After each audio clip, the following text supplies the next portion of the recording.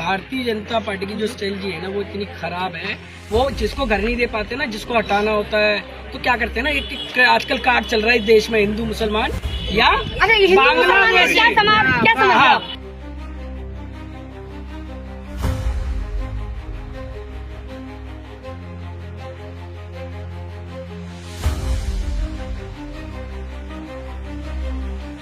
National media हमारी bite नहीं दिखाती, किस बात से घबराती है?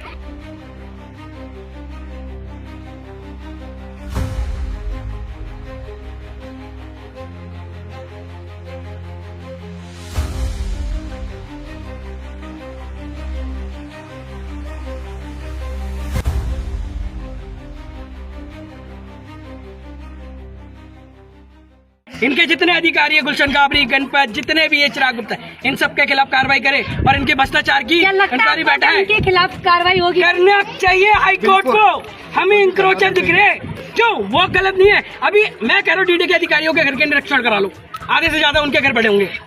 सबसे ज्यादा अवैध कब्जा डीडीए के अधिकारी करते हैं, लैंड माफिया। वो गरीब हैं जिन्होंने सालों से यहाँ रहते हैं और सालों में इन्होंने चुनकर एक तिनका चुनकर घर बनाया। आज क्यों ना ये भड़के, आज क्यों ना चिल्लाएं, आज ये दिल्ली सरकार पर आरोप क्यों ना लगाएं? देखिए सवाल तो बहुत सारे हैं, लोग क्यों ना करें। दिल्ली सरकार में जब भारतीय जनता पार्टी की रेखा गुप्ता दिल्ली सरकार में आई तो उन्होंने वादे कई किए। आज 102 दिन हो गए हैं, लोगों का कहना है 102 दिन में उन्होंने क्या करके दिखाया? दिल्ली बर्बाद कर दी, पूरी दिल्ली उजाड़ दी। गरीबों की कोई अहमियत नहीं है, गरीबों को खाना खाने तक का मोहलत नहीं दिया, उनको एक सामान उठाने की मोहलत नहीं दे रहे हैं। ये तो कहीं ये तो संविधान में भी है कि आप संविधान के तरीके से भी नहीं चल रहे हैं। कम से कम मोहलत देनी चाहिए, नोटिस लगाना चाहिए। आप कई ऐसी जगहों पर जाते हैं जहां नोटिस तक नहीं लगाते और अवैध रूप से आप बुलडोजर एक्शन कर देते हैं। ये कहाँ का इंसाफ है इन गरीबों के साथ? अब इनकी कौन सुनेगा? इनका कहना है कि जब कांग्रेस सरकार थी उनके देन से हम यहाँ रह रहे थे, शीला दीक्षित की देन है, हम बसे हुए थे, यहाँ हम चैन से खा रहे थे, भूखे नहीं मर रहे थे, लेकिन भारतीय जनता पार्टी ने बर्बाद कर दिया। ये मेरे शब्द नहीं है, इस जनता के शब्द है। क्या मैं बिल्कुल ठीक कह रही हूँ? बिल्कुल मैम, बिल्कुल सही बोल रहे हो। एक बात और बता दूं, भारतीय जनता पार्टी की जो स्ट्रेटजी है ना वो इतनी खराब है। वो जिसको घर नहीं दे पाते ना, जिसको हटाना होता है तो क्या करते हैं ना, एक आजकल कार्ड चल रहा है इस देश में, हिंदू मुसलमान या बांग्लादेशी।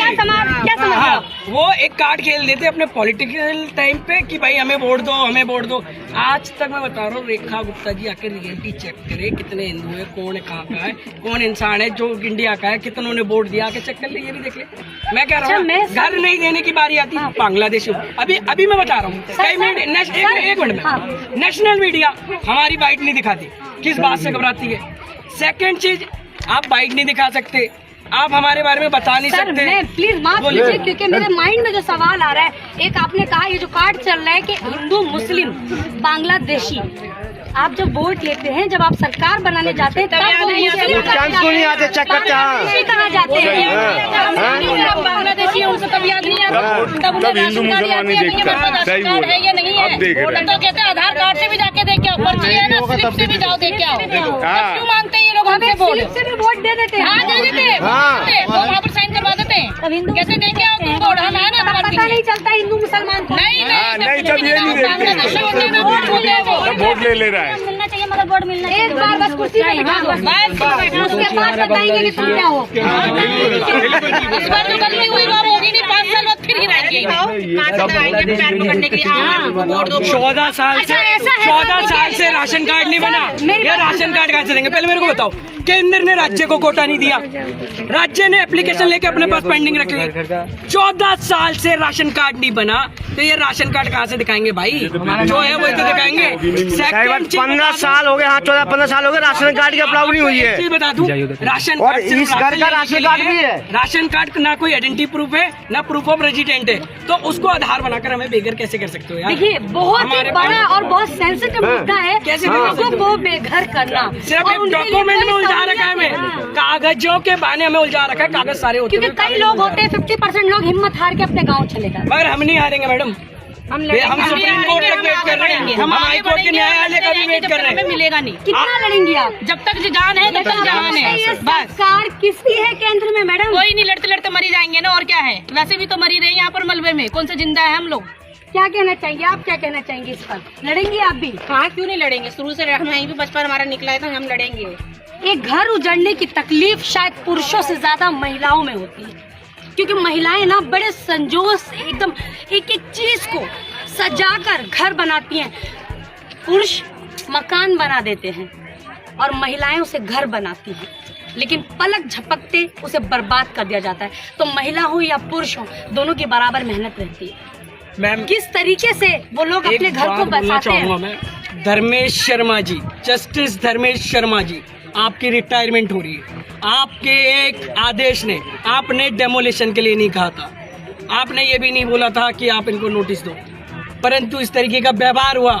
आपकी 8 जून तक न्यायालय में ड्यूटी है, आपको फेयरवेल मिल चुका है, लोगों ने अच्छी विशेष दी है। क्या आप अपने जाते टाइम इस तरीके से गरीबों का हाल होगा? क्या आप टीडीए से सवाल पूछेंगे? आप आज भी न्यायालय में, जस्टिस धर्मेश शर्मा जी देखिए इस अन्याय को, इनके खिलाफ भी कार्रवाई कीजिए, सो मोटो लीजिए। हाई कोर्ट सुप्रीम कोर्ट के पास पावर है, बिना पिटीशन फाइल करे high court supreme court so मोटो ले सकता है। सो मोटो की कार्रवाई करिए और इन सब के ऊपर कार्रवाई करिए। और मैं कह रहा हूँ हमारे कंटेम्प्ट केस पे कार्रवाई करिए। अगर आप न्यायालय में हिम्मत है, न्यायालय कहता है मैं संवैधानिक काम से चलता हूँ, मैं डॉक्यूमेंट पे चलता हूँ, मैं आधारों पे चलता हूँ, तो डीडी का करिए, कार्रवाई करिए। मैं जानना चाहती हूँ सबसे, संविधान में लिखा हुआ कानून है तो ऐसा ही करना चाहिए। और रेखा गुप्ता जी से भी आग्रह, संविधान में ऐसा कानून है ही नहीं, संविधान में ऐसा कानून है ही नहीं। जहाँ पर मैं एक बात और बोल दूं, ये गरीबों के सरकार नहीं है, ये गरीबों के लिए हित के लिए काम नहीं करना है, ये गरीबों को हटाने आई है, गरीबों को मिटाने आई है। आज मैं कह रहा हूँ राहुल गांधी जी, आपको भी हमने, आपके रिप्रेजेंटेटिव को भी कई बार बोला है, एक बार आइए तो जरूर, सुनिए तो हमारे दर्द के लिए। आप तो जहाँ मर्जी चले जाते हैं, कभी कैंपस पहुँच जाते हैं, कभी आइए हमारी भी दुख सुन लीजिए, हम भी बैठना चाहते हैं। देखिए राहुल गांधी पार्लियामेंट में हमारे मुद्दे उठाइए। लास्ट ऑप्शन जिनके परिवार ने इनको बसाया था, आज उन्हीं के पुत्र से ये आग्रह कर रहे हैं कि आप आइए, आप यहाँ कर देखिए। राहुल गांधी से रिक्वेस्ट कर रहे हैं कि आप हमारे हालात देखिए क्या हुआ है, जो आपकी सरकार में हमें रहने की जगह, खाने की रोजगार। आपको इधर आइए कैमरा पर्सन, ये देखिए खाने पीने का सामान देखिए, आप देखिए खाने पीने का सामान भी अंदर ही दफन कर दिया, पूरा सामान दफन कर चुका है। खाने पीने की चीजें तो निकाल नहीं देते, कम से कम मासूम बच्चों पर तो रहम खाते। क्या मासूम बच्चों पर भी रहम नहीं है? ये दिल्ली पुलिस है हमारी, जो पूरे देश में जानी जाती है। इन गरीबों को उजाड़ने के लिए फोर्स आ जाती है, दिल्ली पुलिस की पूरी फोर्स आ जाती है, लेकिन आज गरीब के साथ कोई नहीं खड़ा है। इससे ज्यादा मैं नहीं कह पाऊंगी आपसे, आप खुद देखिए इस वीडियो के जरिए। हर दिन मैं आपको नई स्टोरी दिखाती हूँ। Delhi police, Delhi police, TDA, Delhi सरकार, केंद्र सरकार, टीडीए, दिल्ली पुलिस, भ्रष्टाचार पुलिस, रिश्वतखोर पुलिस, टीडीए, भ्रष्टाचार टीडीए, रिश्वतखोर टीडीए। हम आप लोगों को माफ नहीं करेंगे, गरीबों की हाई लगेगी। सही कहते हैं, गरीब तुम्हारे बच्चे लंगड़े लूले पहले होंगे, गरीबों की हाई लगेगी दिल्ली पुलिस और टीडीए। देख लो, ऊपर वाले के पास देर है, अंधेर नहीं है, जल्दी ही जवाब मिलेगा। हाई कोर्ट रिलीफ देना दे, मगर इससे ऊपर भी एक भगवान बैठा है, एक जस्टिस बैठा हुआ है, वो वहाँ से रिलीफ देगा। ऐसा रिलीफ देगा इस धरती पे कि तुम्हारे न्यायालय हिल जाएंगे, तुम्हारा सिस्टम हिल जाएगा और तुम कुछ